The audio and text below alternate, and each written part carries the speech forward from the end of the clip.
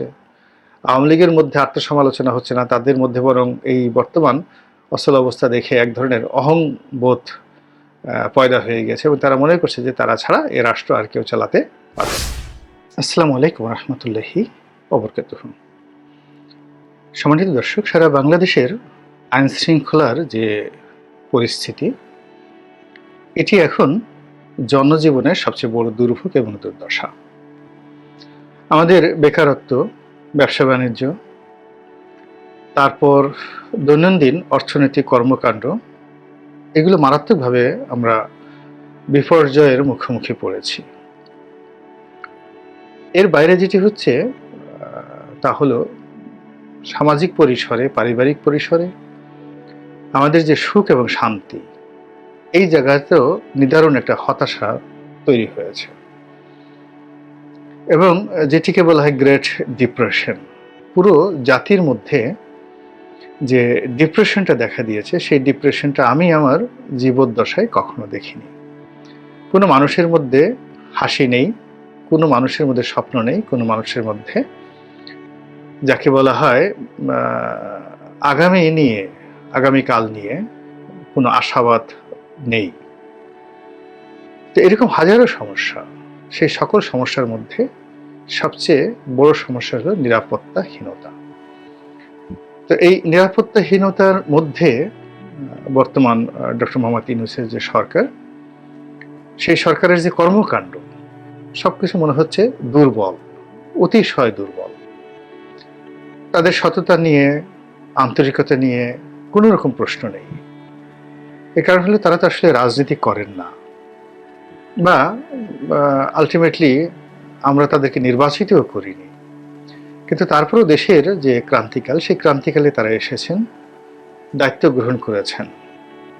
আমরা কৃতজ্ঞ, কিন্তু সমস্যা হলো যে তাদের এই যে ভালো মানুষের কারণে দেশে যারা লুটতরাজ করছে, চাঁদাবাজি করছে, দখলদারিত্ব করছে, বিশৃঙ্খলা তৈরি করছে এবং নিজেদেরকে একটি অবাধ্য সম্প্রদায়ের অন্তর্ভুক্ত করে ফেলছে, তাদের কারণে সারা বাংলাদেশের মানুষের মধ্যে এই মুহূর্তে যে বিজয়ের আনন্দ থাকা উচিত, গণ অভ্যুত্থানের যে সফলতা নিয়ে যে গান রচিত হওয়া উচিত, সেগুলো না হয়ে উল্টো যারা এই গণ অভ্যুত্থানের কারণে পালিয়ে গেছেন, ক্ষমতাচ্যুত হয়েছেন এবং বলতে গেলে আন্ডারওয়ার্ল্ডে চলে যেতে বাধ্য হয়েছেন,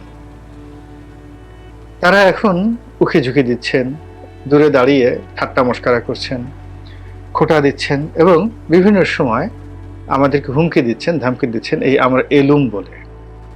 আর আমরা যদি এবার আসি, তোমাদেরকে তো বুঝতেই পারছো কি পরিমাণ বাঁশডলা আমরা দেব। তো এইরকম কথাবার্তা হচ্ছে খুব অল্প সময়ের মধ্যে।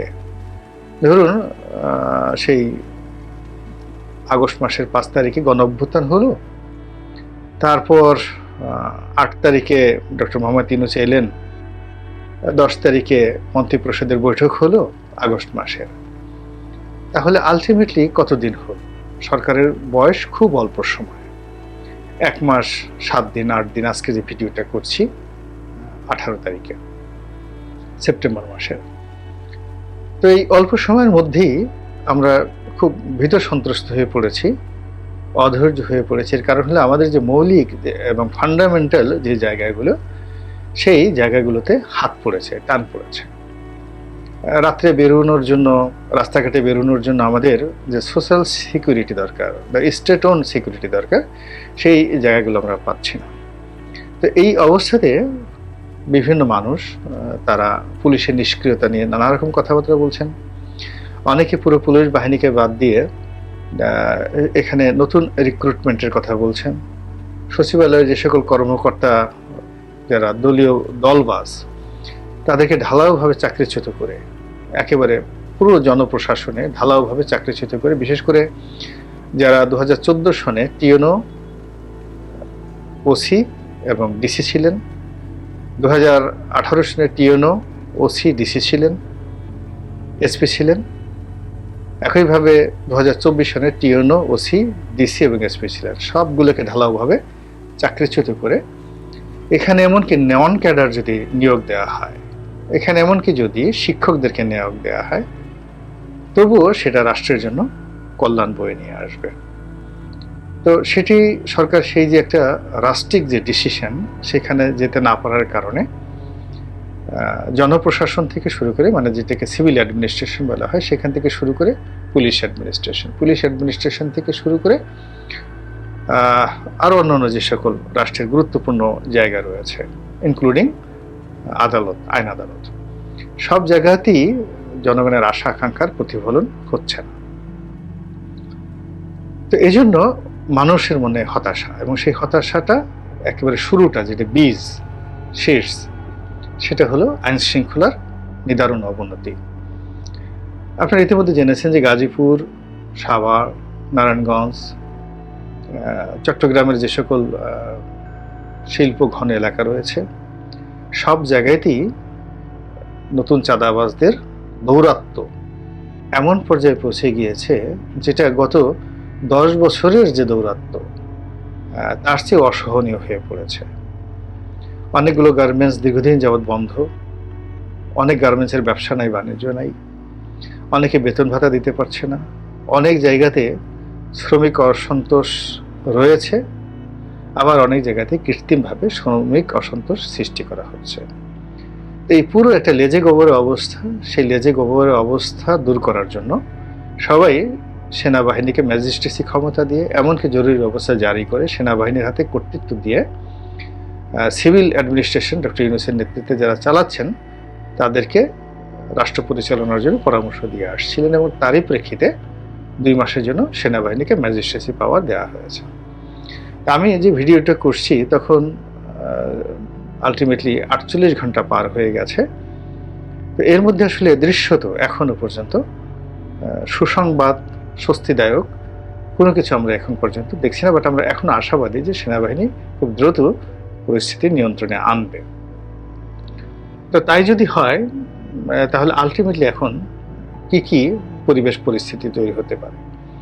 সেনাবাহিনী যদি এই মুহূর্তে অ্যাকশনে যায় এবং রিয়েল অ্যাকশনে যায়, তাহলে বিএনপির অনেক নেতাকর্মী তারা এখানে ধরা পড়বে, এখানে ইউনিয়ন পর্যায় থেকে শুরু করে উপজেলা পর্যায়ে। এবং এই যে নেতাকর্মীদের সংখ্যা, যাদের বিরুদ্ধে ইতিমধ্যে চাঁদাবাজির অভিযোগ এসেছে, এবং লোকজন যাদেরকে দেখিয়ে দেবেন, পয়েন্ট আউট করে দেবেন, তাদের সংখ্যা যদি বলা হয় তাহলে কম করে হলেও তাদের সংখ্যা কয়েকশো হবে, কয়েকশো না ঠিক, তাদের সংখ্যা হবে বলতে গেলে হাজার হাজার। আমি যদি বলি 50,000, এটাও কিন্তু অস্বাভাবিক কিছু নয়।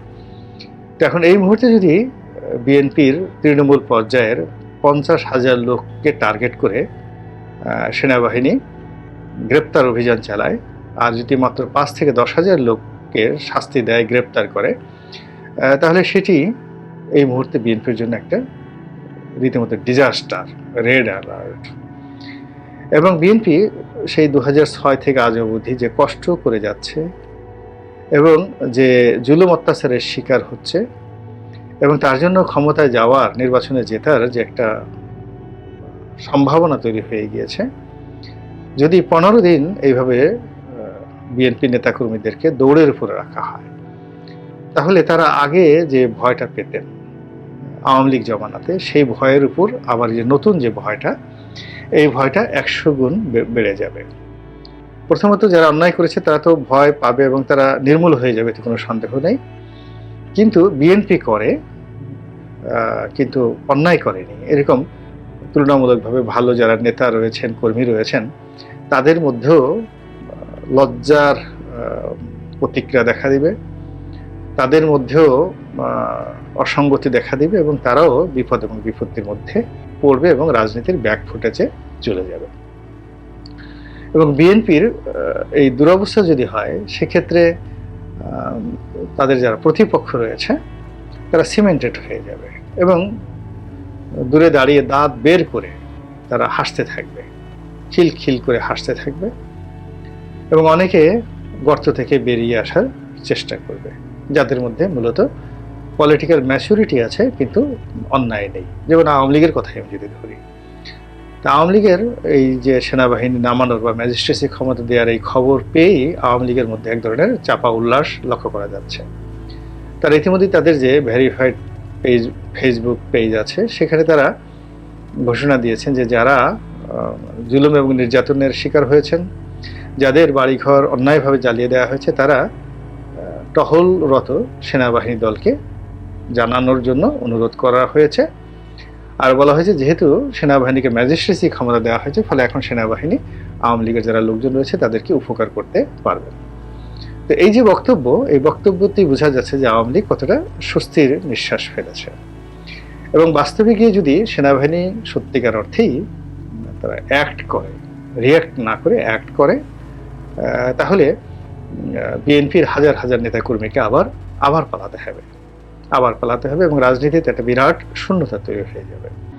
এবং একই সঙ্গে অন্যান্য যে সকল ছোট ছোট রাজনৈতিক দলগুলো রয়েছেন, যারা ইতিমধ্যেই ক্ষমতায় যাওয়ার জন্য বেশ জামা কাপড় বানিয়ে ফেলেছেন, তারপর অনেকে দাড়িতে খেজাব মাখছেন, চুলে কলম মাখছেন, তারপর নতুন পাঞ্জাবি পাজামা পরে যারা আতর মেখে বসে আছেন যে কখন ক্ষমতায় বসবেন, মন্ত্রী হবেন, পতাকা লাগবে ইত্যাদি ইত্যাদি, তাদের এই স্বপ্ন রীতিমতো দুঃস্বপ্নে পরিণত হবে। এর কারণ হলো মিলিটারি অ্যাকশন এটা সাময়িকভাবে স্বস্তিদায়ক, কিন্তু দীর্ঘমেয়াদে এটির একটি রিয়াকশন আছে।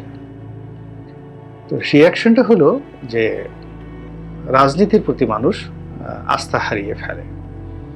তো এখন ধরুন আমরা নিজেরা অনেক কথা বলছি, বিএনপির মধ্যে আত্মসমালোচনা হচ্ছে, অন্যান্য দলের মধ্যে আত্মসমালোচনা হচ্ছে, এদিকে রাষ্ট্রের যে অর্থনৈতিক অবস্থা এটি একেবারে রীতিমতো ফোকলা করে দেওয়া হয়েছে।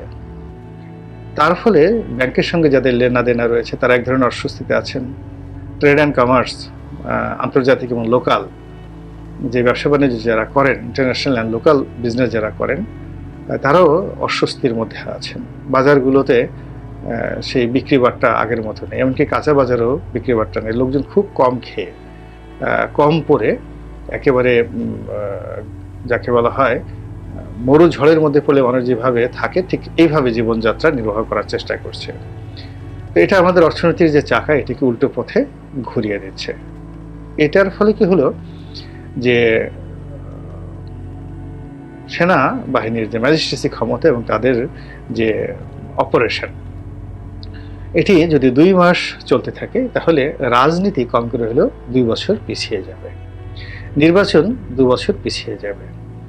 এবং নির্বাচন 2 বছর যদি পিছিয়ে যায় তাহলে এই গণঅভ্যুত্থানে যারা বিজয়ী হয়েছেন নির্বাচনকে সামনে রেখে তাদের স্বপ্ন 10 বছর পিছিয়ে যাবে।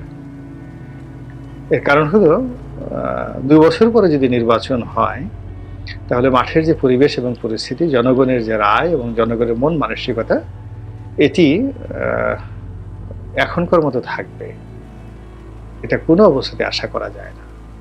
আমরা দেখুন সেই 1 মাসের মধ্যে আমাদের মন মানসিকতার কত পরিবর্তন হলো, গত 2 মাসের মধ্যে আমাদের মন মানসিকতার কতবার পরিবর্তন হলো। তো রাজনীতি এত একটা চলমান প্রক্রিয়া, এটি প্রতিদিনই আপনাকে সিদ্ধান্ত বদলাতে হয়, প্রতিদিনই আপনার মন মানসিকতা পাল্টে যায় এবং প্রতিদিনই আপনাকে নতুন কিছু করে ভাবতে হয়। কাজেই 2 বছর পরে যদি কোনো ইলেকশন হয়, 5 বছর পরে যদি ইলেকশন হয়, ফলে এখন আমরা যারা আছি স্বপ্ন দেখছি রাজনীতির, সেই স্বপ্ন সেই সময়টাতে কিভাবে কাজ করবে সেটা বলা যাচ্ছে না। তবে এটি নিশ্চিত যে সেনাবাহিনীর এই যে অপারেশন, এটি জনগণ এই মুহূর্তে সবচেয়ে অন্য সবকিছু পরে, ইলেকশন, ক্ষমতা, এমপি, মন্ত্রী হওয়া, মানে যে যার অবস্থান থেকে যা কিছু চিন্তা করছেন সবকিছুকে সেকেন্ডারি, প্রিলিমিনারি হলো এই মুহূর্তে আইন শৃঙ্খলার উন্নতি দরকার এবং সেই কাজের জন্য সেনাবাহিনী নামছে। আর সেনাবাহিনী নামার সঙ্গে সঙ্গে একেবারে চট জলদি বিএনপির ক্ষতি হয়ে যাবে এবং বিএনপির সাথে সাথে অন্যান্য যারা এই মুহূর্তে রাজনীতির মেইন স্ট্রিমে আছেন তারা ক্ষতিগ্রস্ত হবেন। আর যারা ব্যাকফুটেজে আছে, জাতীয় পার্টি, আওয়ামী লীগ, রাশেদ খান মেননের দল, অন্যান্য যারা আছে, অর্থাৎ আওয়ামী লীগের যারা সুবিধাভোগী ছিলেন, সবাই স্বস্তির নিঃশ্বাস ফেলবেন এবং ধীরে ধীরে ধীরে ধীরে কচ্ছপের মতো তারা ঘাড় বের করে এই লোকালয়ে আসার চেষ্টা করবেন। দেখা যাক পরিস্থিতি কোন দিকে যায়। আল্লাহ আমাদের সবাইকে হেদায়েত দান করুন আর হেফাজত করুন। আসসালামু আলাইকুম ওয়া রাহমাতুল্লাহি ওয়া বারাকাতুহু।